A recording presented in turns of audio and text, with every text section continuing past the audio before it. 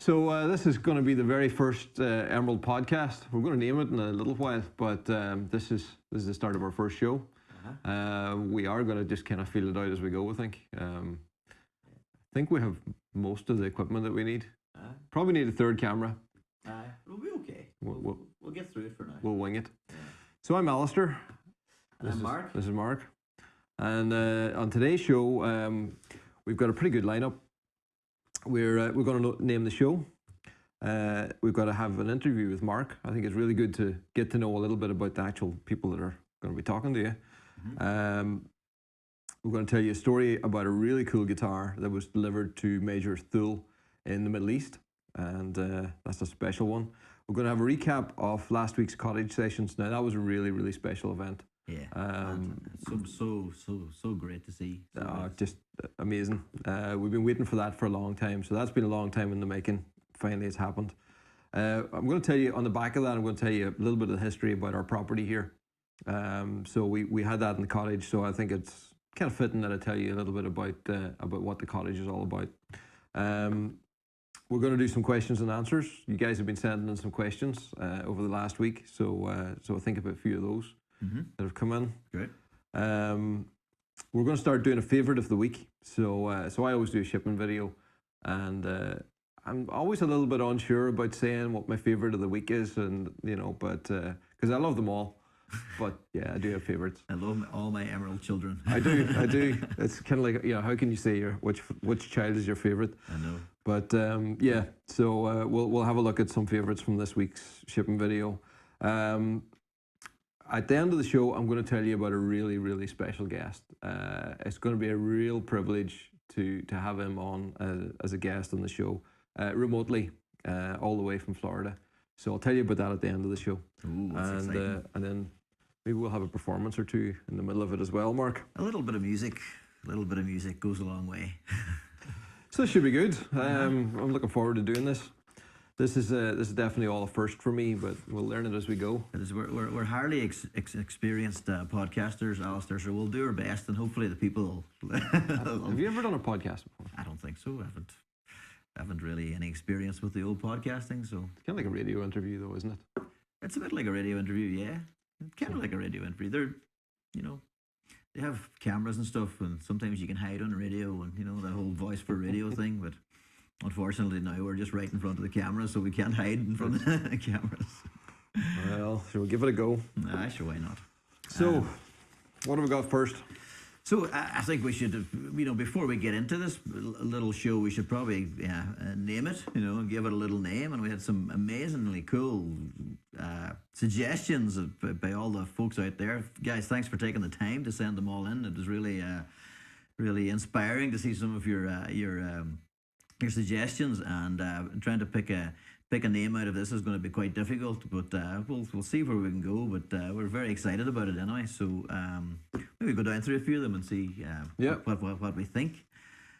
Big shout out to Phil Evans, who came up with the Black Emerald podcast. He also suggested Emerald Motions or Emotions, which is a kind of nice play on the word. Yeah. Or the Emerald Escape Pod cast. In brackets. Like that one. Yeah, so thanks, Phil. That was cool. Who's the next one there, Alistair? Who have we got? So Brendan Cahill sent in one, Emerald Strings. Emerald No Strings Attached. No strings attached, yeah. Pretty good play on words there. Uh-huh. Then we've got another one from Cliff Ekstrom. Emerald Shop Notes. Mm-hmm. John Kerner, Everything Emerald.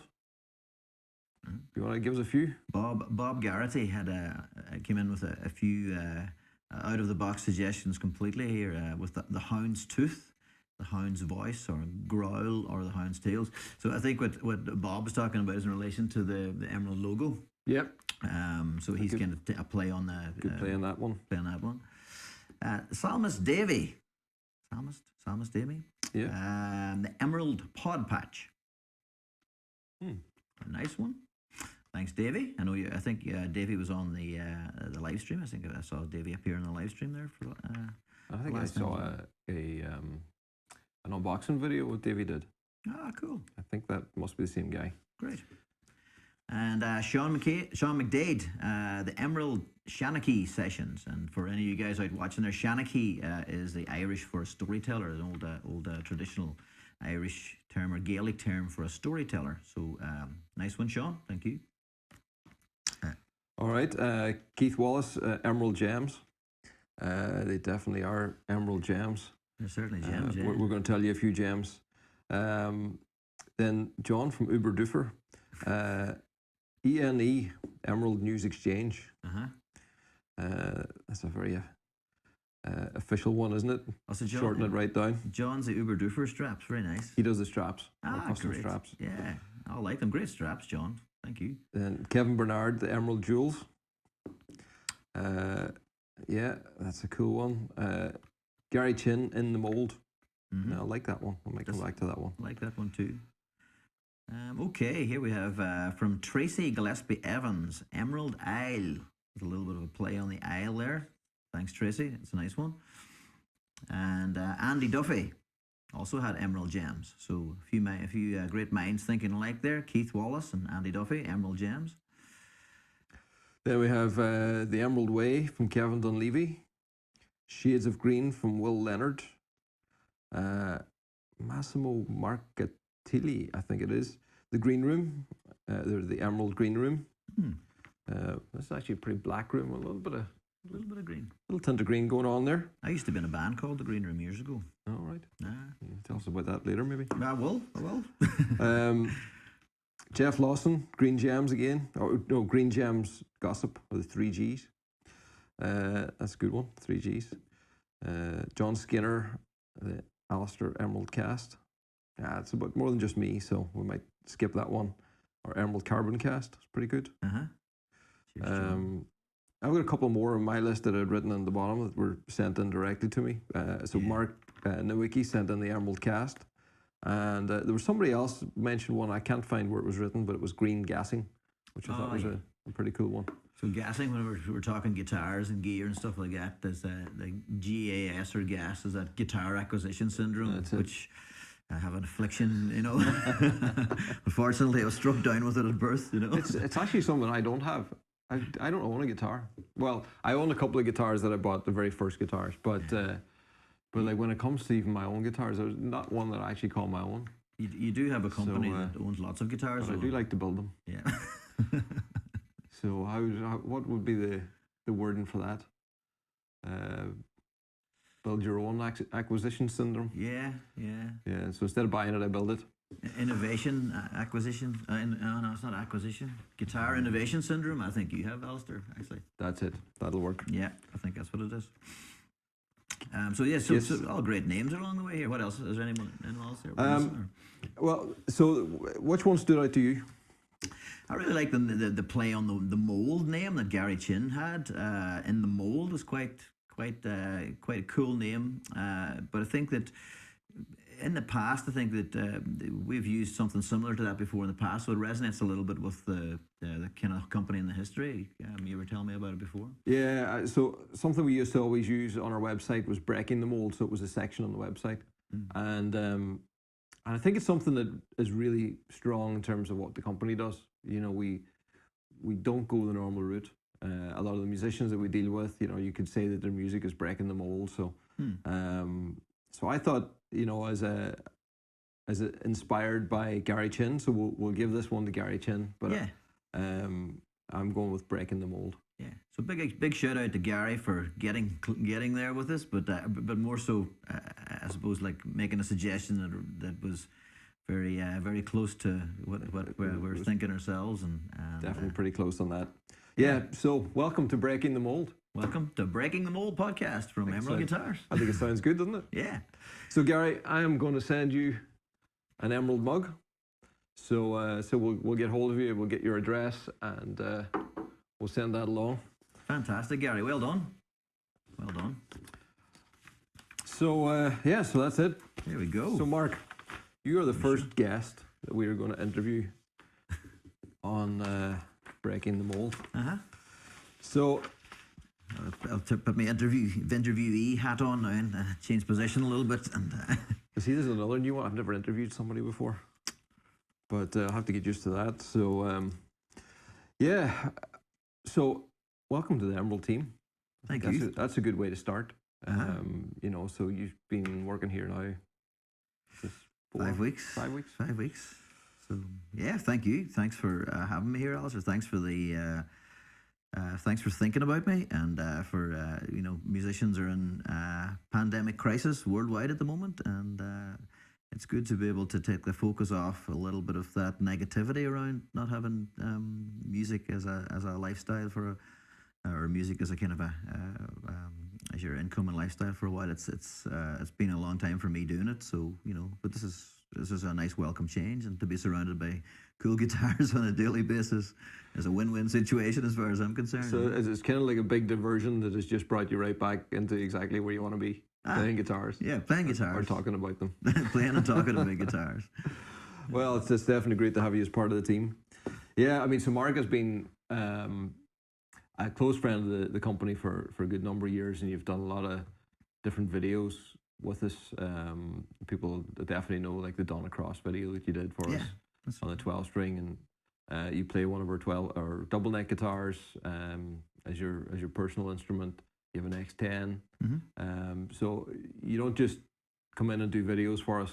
You play them all your gigs out around the country. I do, yeah. I mean, my X10 always comes with me to every gig, since I started using it, I suppose it gets maybe 2 years ago, or just more than 2 years ago, since you came up with the idea of the double pickup system and the slim neck and that type of thing with the X10. I've started, I use it as my main performance acoustic, all the time. Not some of the time. It's the first axe on the rack when I'm using it for live. So the Chimera, it's a beautiful showpiece that I bring out for certain songs, and it gives me the 12 string, and I've been playing around with 12 string guitars for years and years, so having a 12 and 6 on the one neck, that's what was really appealing to me also at the beginning, the likes of the Chimera. Well, so the first time that I ever saw you playing the Chimera live was at Swell Festival out in Arranmore Island in the middle of a muddy field. In a tent in the middle of a muddy field. Yeah, that was a memory. So, and that was actually probably the first time I'd seen you play live. Certainly with a double neck. And so you're there playing a double neck guitar with a didgeridoo. So your music definitely goes across a lot of different genres. Tell us a little bit about your music and your musical journey. I guess with my music, I kind of put it into the roots music category, or the roots music genre, which can cover a little bit of. It gets me across an umbrella of a few different genres there, but it is what it is in relation to my style of music. I mean, I have a love for folk music. I have a love for Irish Celtic music. I have a love for the storytelling type of song. I have a love for blues guitar, blues rock guitar. I have a love for reggae music. So anything that's kind of groove based and anything that has a kind of a nice kind of vibe behind it and stuff like that. A lot of the musicians and artists that would have followed throughout the years would tend to have been cross-genre themselves before they're kind of defined into one particular genre after they became worldwide famous, and they had to kind of go into that. But for myself, I still float around different genres. Sometimes I'll write an acoustic tune, and sometimes it'll be blues rock, hard to the wall, and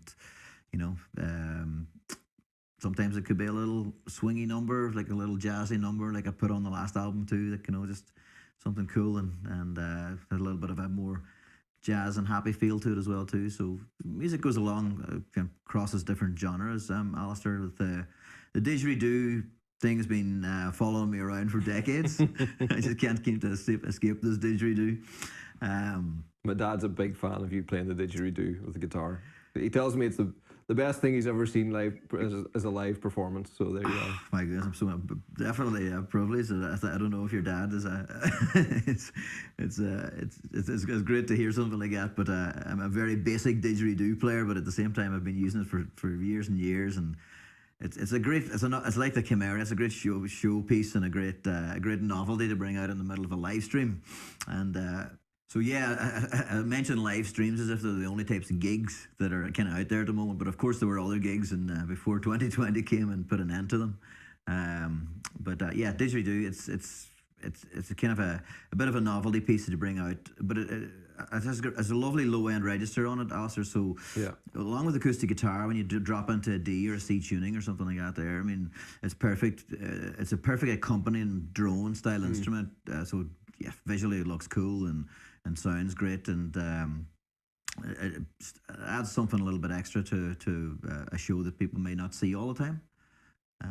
So you're kind of using it like a harp guitar then, just like your drone over the top. yeah, very much so. Yeah. And the one I use also has the movable pitch, so it's kind of like it's a didgeridoo is what it's called. It's a Australian company make them. So like a trombone, you can shift the pitch on them as well too. So similar to any kind of drone instrument, and yeah, I guess It's definitely very cool, and I love how you jump between different instruments. When I see you playing 12 string and then playing 12 string and putting distortion on it and playing lead on a 12 string with distortion. 12 string acoustic, I must say, not electric. it's nothing like that sound.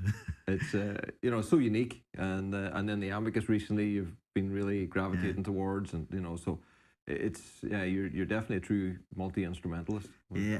Thank you. I love the 12 string range, and the 12 string range you hear in Emerald's really cool. It's got a lot of the voice things I'm looking for.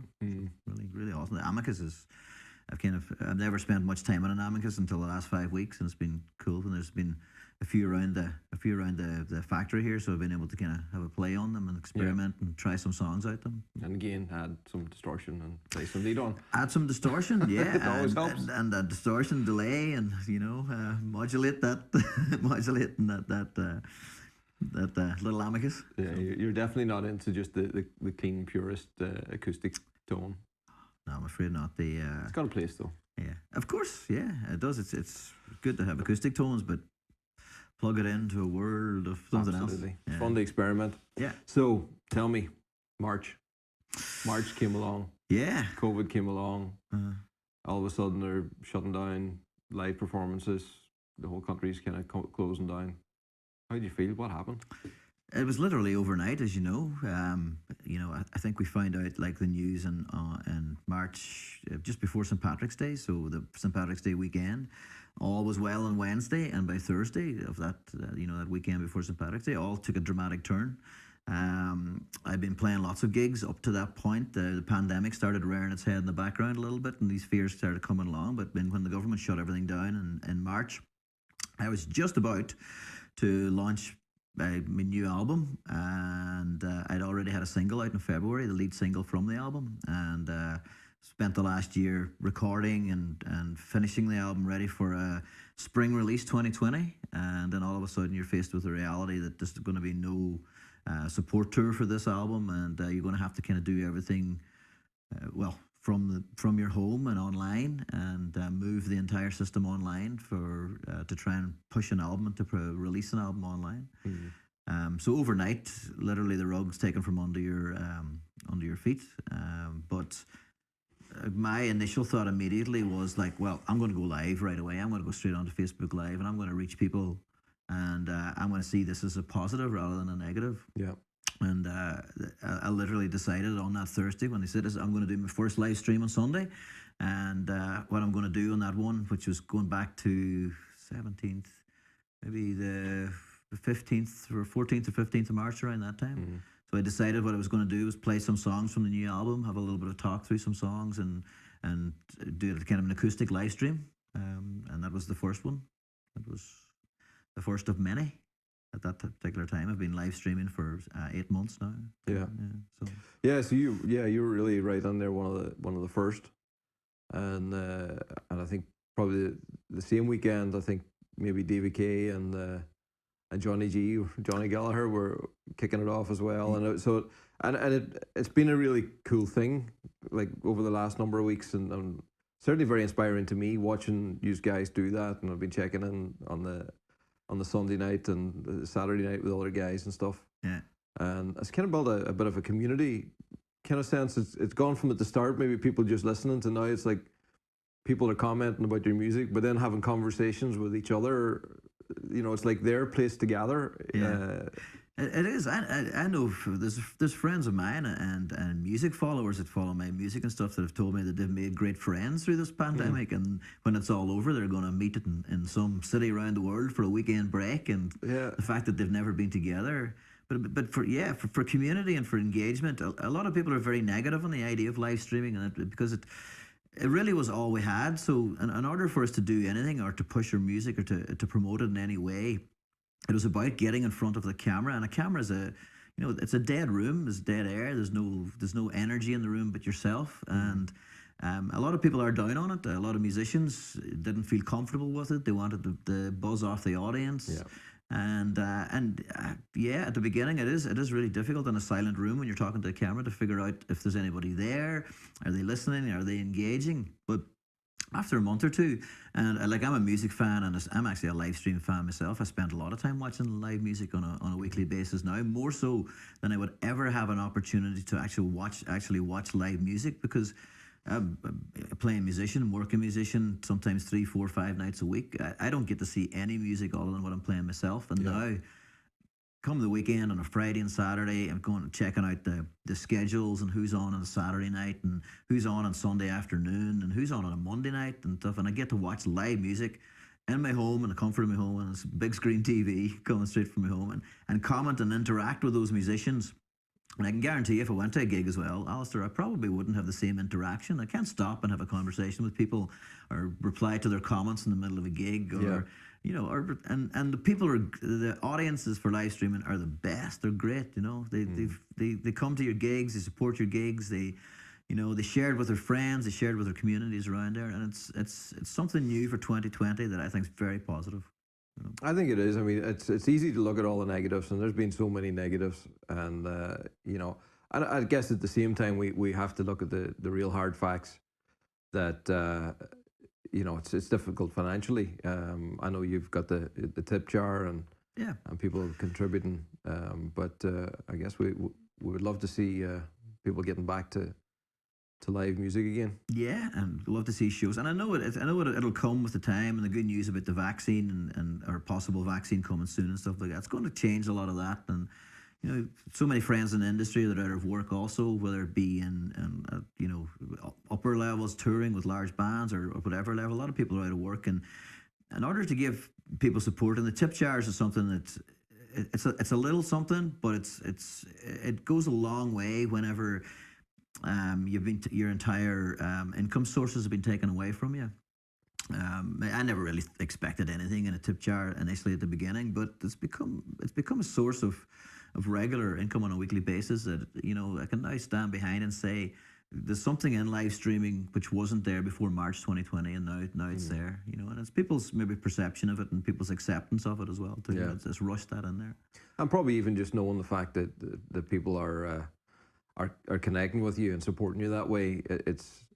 It's probably as much as the moral support as the financial support that gives you. Yeah, and there's a lot of people that don't get to go to gigs because, like my parents, they wouldn't be rushing off down to the pub to catch the local, or to catch any of my gigs. Like, they wouldn't be running into town to catch, because they wouldn't want to be in a pub. They don't want to. It's not their thing. But I mean, they never miss a stream, and there's people like that out there. There's people that don't want to go to a pub for a drink and to watch live music, but all of a sudden they can have availability in their home, and they can check out whoever they want, and all these great artists that people can see now anywhere in the world, just in the comfort of your own home. Yeah, it's definitely a great transition. So the big change is obviously coming. We mentioned it already. Coming working here at Emerald, and how's that feel coming and doing a regular 9 to 5 job again from working probably is more 9 to 5 before was probably 9 p.m. to 5 a.m. Yeah, it's 24/7 when you're a musician. I'll give up my big secret in a second, but some of you may know already. But before, I've been doing music full time. I started with the release of my first album back in 2004. I kind of got into music full time. Started working in the music industry full time.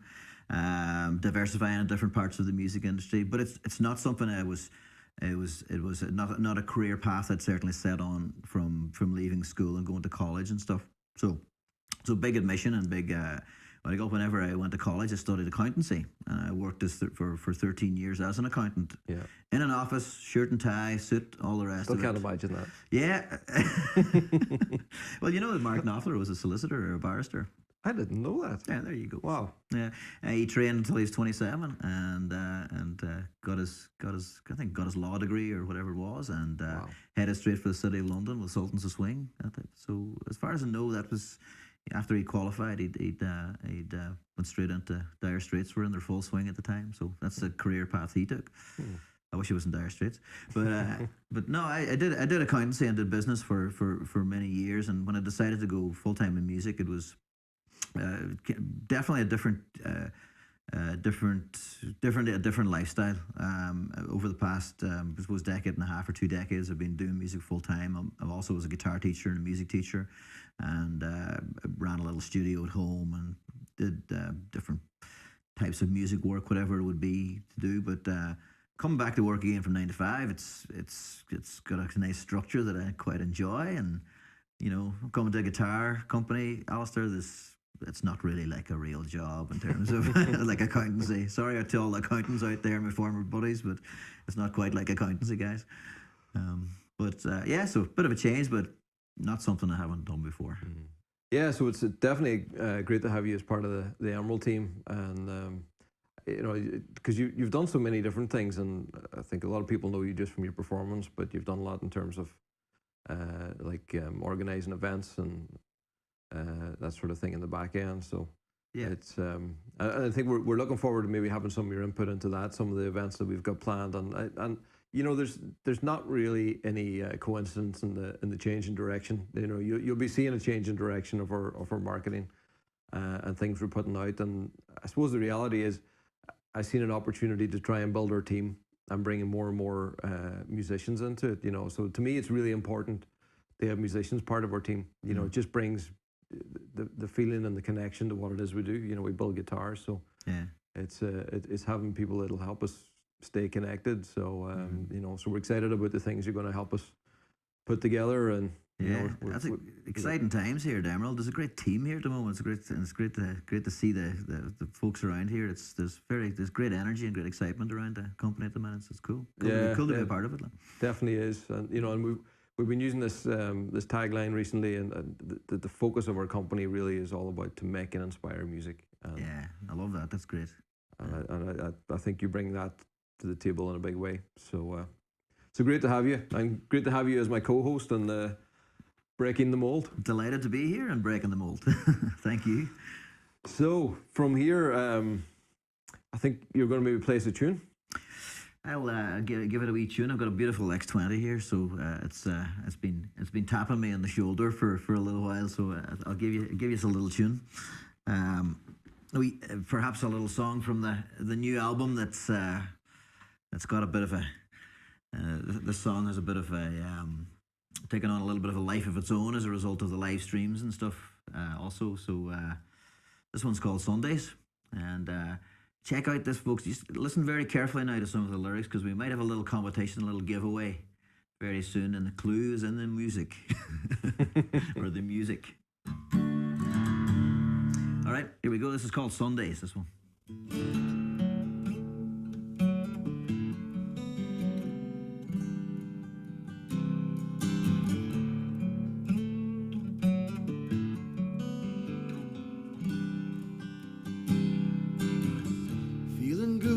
The sound of it, seeking to find a merry-go-round. You only want to hear the music, all the times you can turn it down. Sometimes you're gonna build it up, sometimes you're gonna knock it down. Sometimes you're gonna really care which way the sun goes, up or down.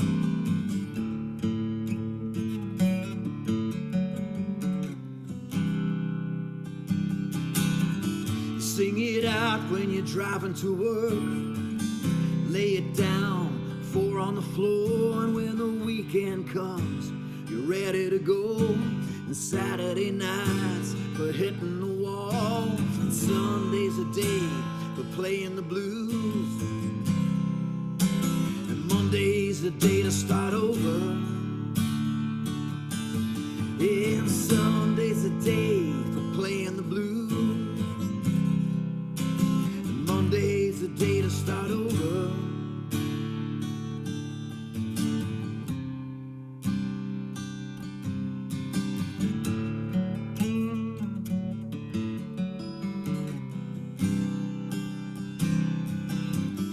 One day I'll be on the winning streak, gonna live close to the ocean, ride a horse up and down the beach, and watch the sun go down over the water. Till that day when you're satisfied, weekly grind of life suicide. Don't ever use a fork to stop the tide, but words can mend more than time divides.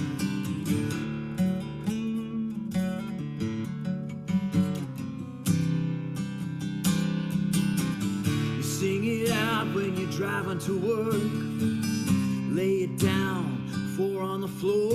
When the weekend comes, you're ready to go. And Saturday nights for hitting the wall. And Sunday's a day for playing the blues.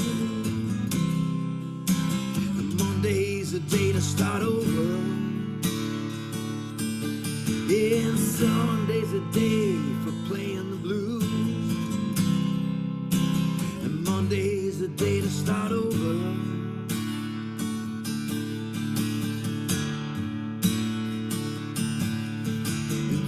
Doesn't wait through day and night. The sun goes up, the moon at night. The road won't end, will let you down. Another night in another town.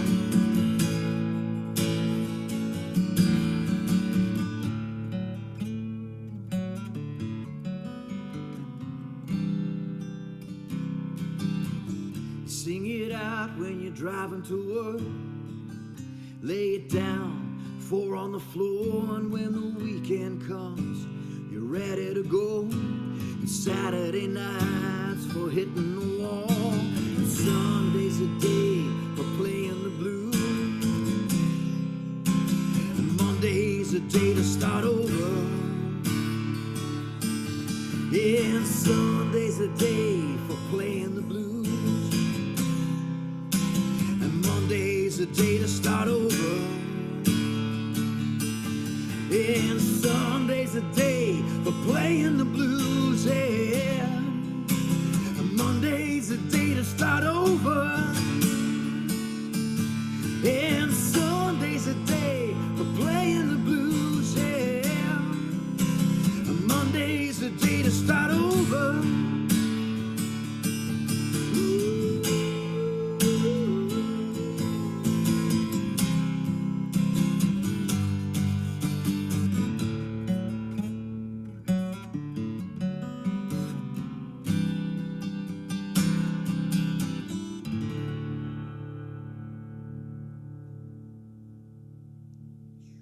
Wow.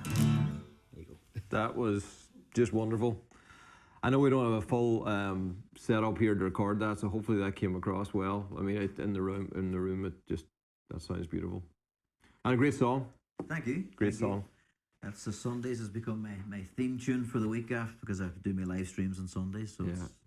it's my Sunday show every Sunday now, and timely that happened, and you know, it's become a bit of a theme for the show. So it's good. Well, I've certainly enjoyed the Sunday shows. Thank you, and it's great to see you on every week too. Yeah, it's always fun. It's good to get the bit of banter, and as we say here in Ireland, the crack. The crack. You can't beat the crack. The crack and the banter. It's great. It's good. So you got a competition? So, folks, I hope you were listening. I hope you were paying attention. So, going to give away my latest album, and Wheels Keep Turning. And little question for you all. So, let me know. Sundays is a day for playing the blues, but what's Monday for, guys? Let us know what Monday's for, and you have a chance. We're going to pick a winner with this one and send it out to you. And I'm going to sign it for you as well too. So, cheers, guys. Oh, that's actually a really good question. I'm sure we're going to get a lot of fun answers at the back of that. So I'll tell you what we're going to do. We'll make it that you can put in 2 answers. You can put in what you think the actual answer is, And then put in, tell us what Monday is actually for you. Yeah, what's That'd be Monday's fun. for? That's a great idea. That's a good So idea. we'll get some double work out of that one. Cool. Okay, so the next thing we've got on our list is guitar stories, and you know, so we get a lot of stories sent in, and something I've often said here is that we don't just sell guitars, we sell stories, and you know, people come to us to buy a guitar and to connect with what we do, and also, you know, they have a story behind maybe why they want the guitar, and it leads to some very interesting content that we get sent over, and sometimes we don't have a place maybe to share that well. And so I thought, you know, every week we can maybe have a look at one of those and maybe share some videos and things that get sent in. And one of the really great ones that just stands out in my mind from recent months is the guitar we built for Chaplain Major Thul. We first saw a GoFundMe that popped up. I think Brona sent me a link to it one evening. And it was a GoFundMe that his brother had sent up to raise money to buy a guitar for him. So apparently he had 3 guitars broken in the previous 6 years, and so he goes out in deployment in various different locations around the world. So obviously his guitars are in unusual circumstances, and so I think he had his last guitar was damaged, couldn't be repaired. So his brother wanted to get him something that was going to be able to keep up with the rigors of his job and the temperatures and climate where he was going. So he came across Emerald and thought, well, an Emerald 12 string made of carbon fiber, that's kind of going to be up for the job no matter where you take it. Yeah. So yeah, so the GoFundMe page, it was fully funded in 48 hours. They got a guitar that we had available, and it was like put on the shipping video and shipped straight out to him. So it was yeah, I think it had a bit of a journey to get there. So they sent in this video of him unboxing the video, and I think it's really cool. So I think we should just watch it and share it here. Yeah. So, my guitar died at Fort Hood, and my brother did a GoFundMe, and this is the, so I break a 12 string, I'm hard on, and then he said, well, I'll do this, and they did, and it didn't, it's from Ireland. It's an Emerald guitar, it's a crazy. The Emerald guitars from Ireland. I was supposed to get to Fort Hood in time, and it didn't because it got hung up in customs, and You don't know what's and so in the then box. they, so it got to Fort Hood, and Diana Fincher, the Ministerial Association lady, pull. Oh, Bit of a job getting it out of there there. it is. Well Oh packed. my. She sent it, but we couldn't send it here. We had to send it to Beering because it's too big. And then it came up on a Blackhawk last night. So it's floating in a This is my new Blackhawk. guitar. No way.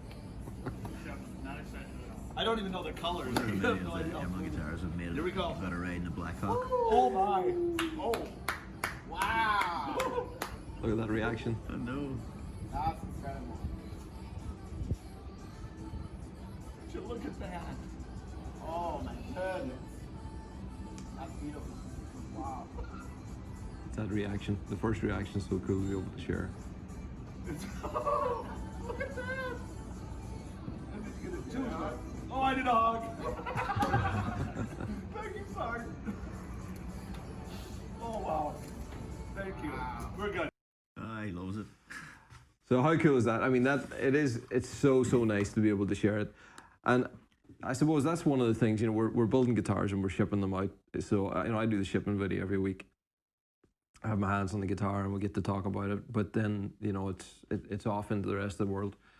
But whenever you get that reaction back, you know, sometimes people come and pick up a guitar here in person and you get to see that. But when you get to see a video like that, and to think that it was flown in by a Blackhawk helicopter and I know. at some undisclosed location somewhere in the Middle East, I mean, that's too cool. Yeah. So That's a great one there. so thanks for sending that in. Yeah. So if you have any other stories and videos like that, you know, please send them in to us. We love to share them, and more than just sharing them. So I share these with the guys at work, You know, we get little things sent in to us, you know, thanking us for the guitar, or maybe some comments about our work.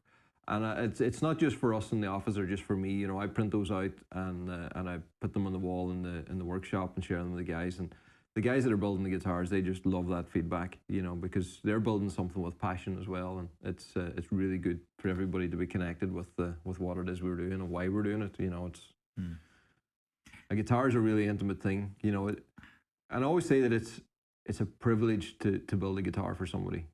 You know, because you're not just building the guitar, you're building something that they've dreamt about.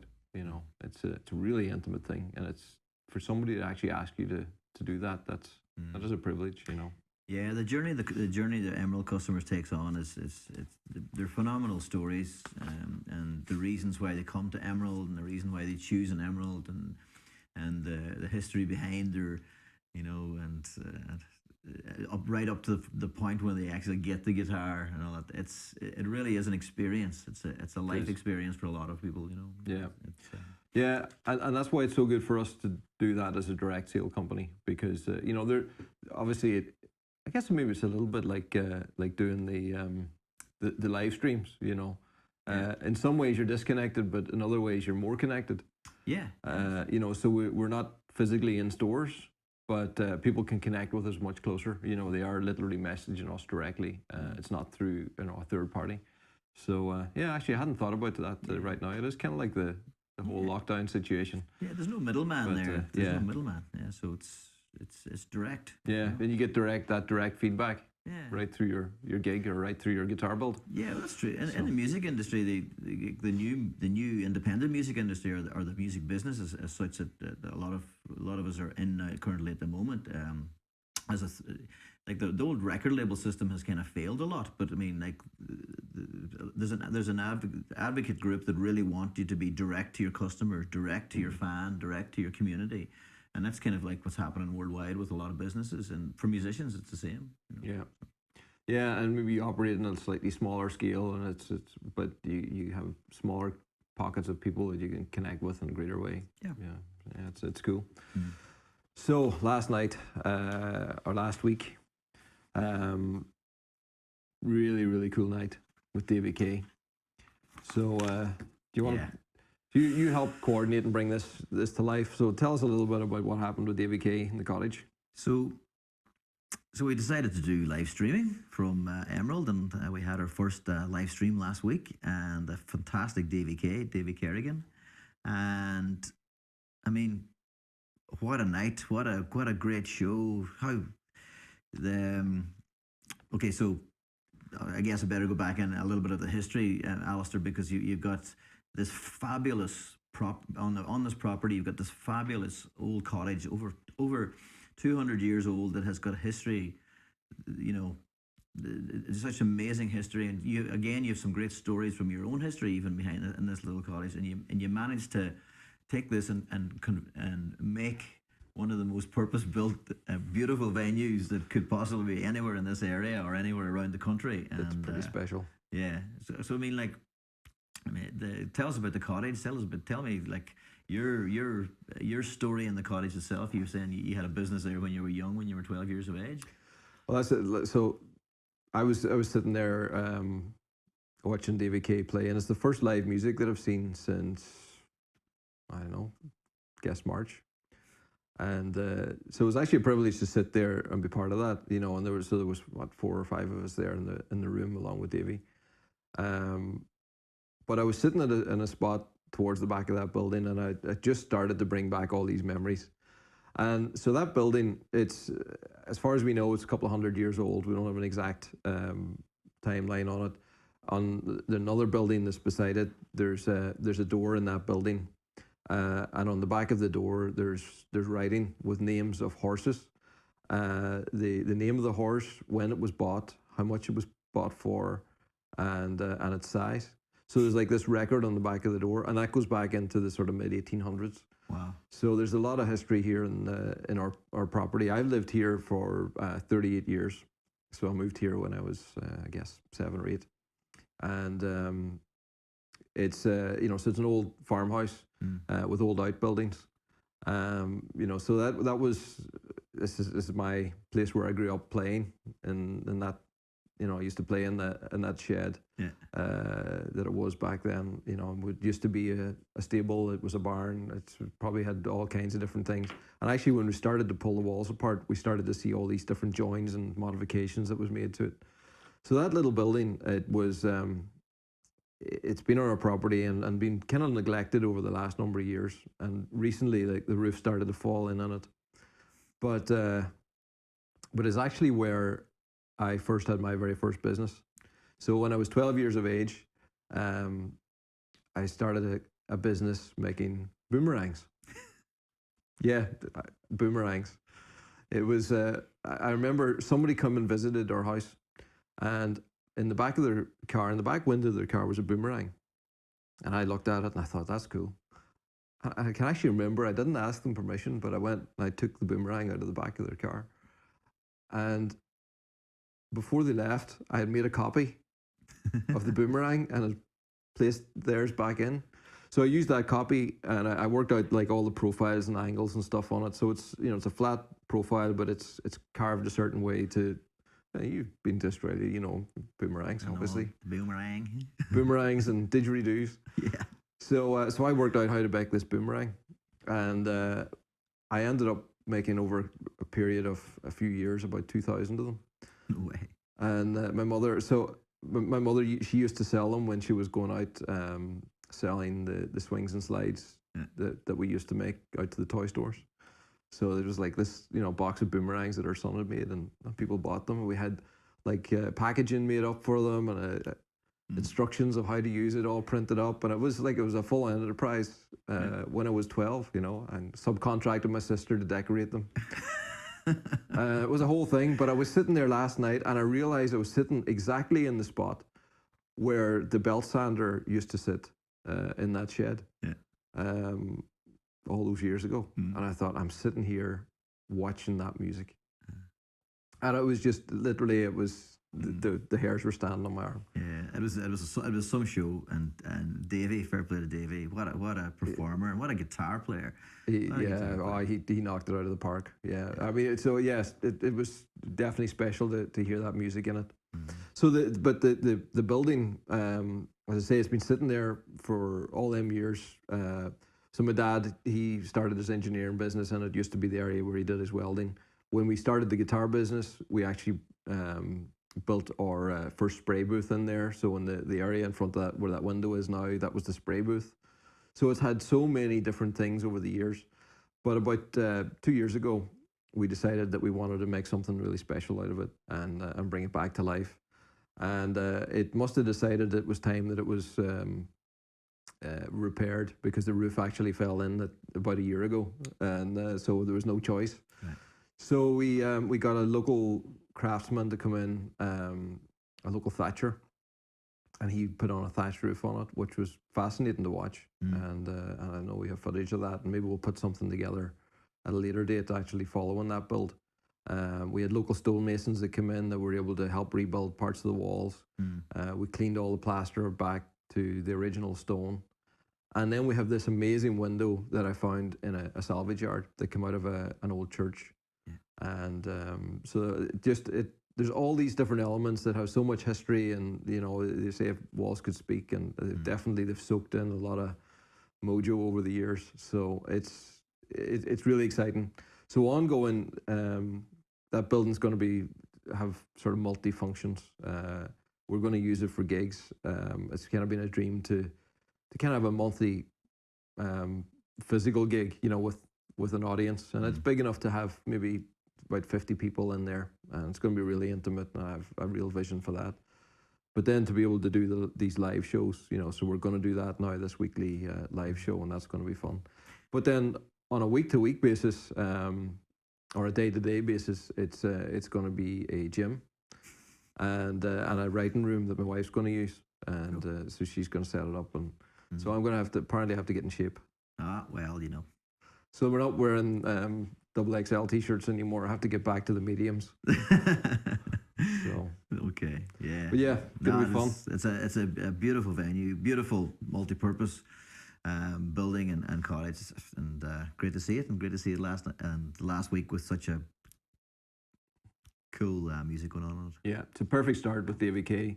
And next week, coming up on Wednesday, we've got, or this week, coming up on Wednesday, we've got Stephen McCool with Porch. So I think maybe he's bringing in the band or the band members as well. So I heard rumblings around that the possibility that the band's coming in, which is very exciting. I think that's going to be really cool. That's very so exciting. Definitely tune into that. So we're going to do it 9 p.m. Irish time every Wednesday, and whatever that time happens to be around the world.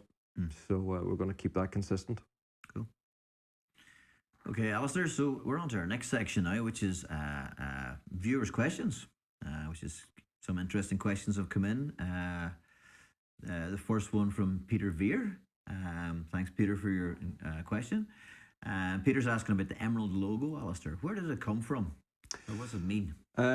Yeah, so the emerald logo, we actually designed that right at pretty much the start of the company. Probably was designed like late 99 or maybe 2000 by Mark Willett, who's an Australian designer who is based locally here in Derry. And we sat down together and we were trying to find a logo that was kind of a uniquely Irish but modern kind of twist on it as well. And we started talking around like Celtic design and the Book of Kells and that sort of thing. So we found a symbolism in the Book of Kells symbol, and it just seemed to really stand out to us. So really the logo, which we have given the name Rufus, a lot of people maybe don't know that. Oh, that's interesting. I'm not really sure why I called it Rufus, but we gave it the name Rufus many years ago, and that stuck. So yeah, it's a modern interpretation of that, and Mark did a great job just pulling it together and giving it really nice lines. So I think it's one of those things. It's very recognizable as our logo, and Mark always said to me, if you can recognize it as a silhouette, that it works. So yeah. You've never changed it over the years. It's been the logo since the start. No, that's the outline is exactly as it was the very first day it was done. So right. Wow, it works, and great logo. Yeah, I think it's a really cool part of what we do. Okay, cool. That's great. We had another question in from Steve Hogg, and Steve, this is a really interesting question too. And I know we've been talking about it also. It's quite. Steve asking about kind of some of the alternative instrument range, but in particular, he puts a really cool question in here. Would you guys at some point consider branching out into other stringed instruments like a bouzouki, mandola, or a mandolin? And then he also asks us about, could the Amicus take a tuning that was in fifths, or could be a reimagined as a bouzouki? Yeah, well, actually, we've built a few guitars. And kind of modified them into being bouzouki's or mandolas. And yes, I've even done a mandolin, although it was chatched on as a third neck on a double neck guitar. So I don't do things the normal traditional route. But yeah, I mean, we certainly can. And one of the things that I do, and I guess, which connects it with the name, breaking the mold, is we have a mold that is a physical shape for our guitars, but what we'll often do is if we have to make a thinner neck, we can put an insert into the mold. So if I was doing something like a bouzouki that is a much narrower neck, I can put an insert into that mold and create a different neck profile. If I want a wider neck, for things like the 9 strings and 8 strings that I've built over the years, we add extra carbon fiber onto the neck and we re-sculpt that afterwards. So yeah, that's where the breaking the mold kind of mindset came out of years ago. So like that's one of the things that I really enjoy doing. It's take a guitar that was designed to be something and then make it into something entirely different. Like bouzouki's, we've I think built that based on the X10 body just recently and on an X7 body. I think we even did one. We actually did a tenor guitar recently for a guy based on our X30 Jumbo. So it was really cool because it was all about that bass side of things and brought a really good tone out of it. So yeah, definitely can. It's a struggle for us at the moment. I've actually not been taking orders for things like that recently, and it's the one thing that I do personally, but custom orders are very tying. So over the last number of months, I've been really working on a lot of different elements of the business and just especially with COVID, just trying to navigate that. So it's harder and harder to just get the time at the bench just to do these kind of projects personally. So at the moment, I'm probably not taking an order for a bouzouki or a mandola, but I've got somebody new starting next Monday, who has previously worked with me in custom, and he's coming back to work in the Emerald team. So he's going to help me get on top of some custom projects, and hopefully we'll be able to offer some wider options. Great. As that develops. That's pretty exciting. It is. It certainly is. Oh, and the question on tuning. I mean, I guess that really, yeah, you could tune an Amicus in various different ways. So I guess that's up to your own imagination. Yeah. Like I used to build a 9-string for a few different guys, and people would ask me how it's tuned, and the best answer that somebody gave me was, depends what way the guy that last played it left it. So it's everybody's got their own idea in these things, you know. But yeah. Yeah, the Amicus is it's a six string, 12-string, double string instrument. So standard kind of guitar tuning, but shorter scale. It is tuned to slightly different notes, but it is normally tuned in fourths. So I guess you can tune it in fifths. You can tune it whatever way you want. The Amicus, and it plays like a guitar, so it works that way. Yeah. That's definitely not my strength when it comes to tunings, you know. But that's where I like to rely on somebody like yourself, who's coming at it from a player point of view, and that's where I work actually along with our customers. You know, they'll tell me how they want to tune it and what gauges and stuff, and I'm good at working out the technicalities, but don't ask me to play all the guitars that we actually build. Well, I think we've got some stuff coming up where you may have to play a few. We'll discuss that later. Well, you didn't know about it. You didn't know about it. Okay, cool. So thanks a million for your questions, Steve. That was really cool. And we'll have some more questions next week. We've got a few to get through, so we'll space them out over the coming podcasts. Yeah, and send in more. You know, send us in your questions. If we don't even get to answer them here, it's good to know what you guys are asking and what you want to know. You know, so that helps shape the content that we're putting out. So that's it pretty much for this week. It kind of brings me towards the end of the show, and one last thing that I want to really tell you about. We're going to have guests on our show. So this week it was you, Mark. Next week is somebody really, really special. So what I want to do is kind of tell you some of the backstories of Emerald guitars, and sometimes we might be able to combine that with the guests. And this is the best guest ever. We next week are going to have he's my only boss. He's the only guy I've ever worked for, apart from my father and myself. But we are going to have Bill Siebold. So Bill Siebold he's known as the world's most winning Formula One powerboat driver, or of any powerboat series. And I got to work with Bill in 1994 in St. Louis, and it was while I was there that I got inspired to do something really special in my life and start working with carbon fiber. So Bill he's going to be connecting with us live from Florida, and that is really, really exciting. I've just pulled out my old Siebold Racing T-shirt. So this will show you kind of like how much this all meant to me. This is a T-shirt that I wore like almost every day. It seems like I wore it every day at work, and I wore it until like there was holes in the. It looks like you might have worn it every day at work, yeah. And it's stained, when I finally took it out of rotation in my closet, I put it away, and I said that thing has to be kept. So it's kind of special. Vintage. So it's very vintage. Maybe Bill might send me a new one if he has one in storage somewhere. But so it's going to be very special to talk to Bill Siebold, and my brother is actually going to be there and film him talking to me on Zoom. Yeah. So it's great to be able to have that connection too. So I haven't actually seen him in 10 years. I popped into his house in St. Louis back about 10 years ago on a little road trip we were doing. So really great, really interesting guy. And I was all organized what I was going to say here. I was going to read you a little introduction to Bill Siebold, and this is something that he gave me, a tribute to Bill Siebold.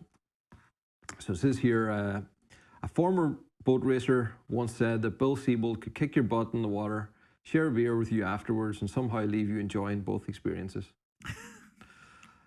Bill Siebold won more than 900 races and 69 world and national titles in a 46-year career. He retired after the 1997 season, in which he won the Prop Tour Formula One Championship at the age of 57. Wow. Most of the drivers he beat that season were young enough to be his sons, and 2 of them were his sons.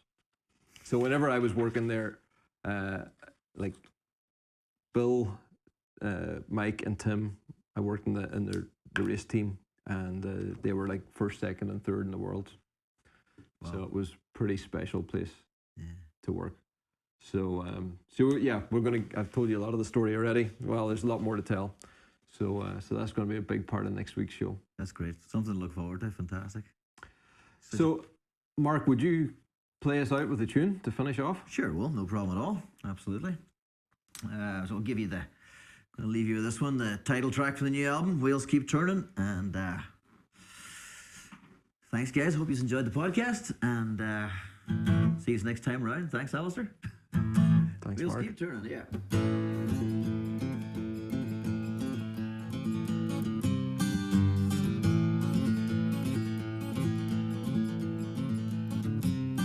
Coming in from the cold, stepping 1, 2, 3. Can't stop believing that you'll never be free. Sold it for a penny by the Turnbridge side. For a piece of the better life, you'd do anything tonight. Well, you could have picked the left road, you could have picked the right. You just headed straight by the pale moonlight. I'm not saying neither one of us is right. For the greater good we know, all go the same way tonight. All go the same way. We all want the same thing, some happiness in life. Sometimes you pay a little more to make it right. You don't like the system, change it from the inside. No matter what you do, the wheels keep turning around. Yeah, the wheels keep turning around. Well, you're in for a penny, you're in for a pound. Gonna lose your way if the devil's in town. All in for trouble, but it can't be beat. You like to stay up all night and do what you like. Alright, alright. We all want the same thing, some happiness in life. Sometimes you pay a little more to make it right. You don't like the system, change it from the inside. No matter what you do, the wheels keep turning around. Yeah, the wheels keep turning around.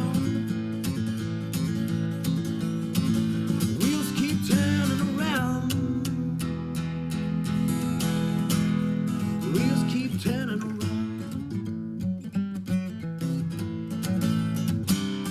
Well, if up is down, black is white. Sometimes you need the darkness so you can see the light. You'll never find a baby with an imperfect smile if you don't like yourself now. Change it from the inside.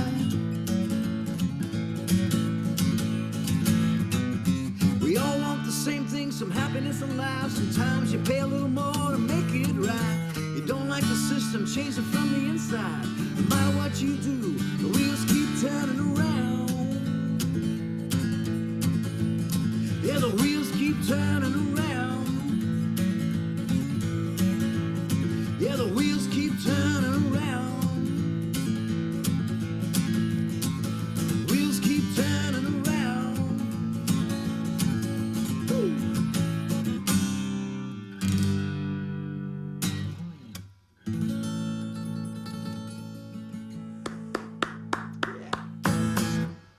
Nice one. Cheers. Thanks, Alistair. Thank you.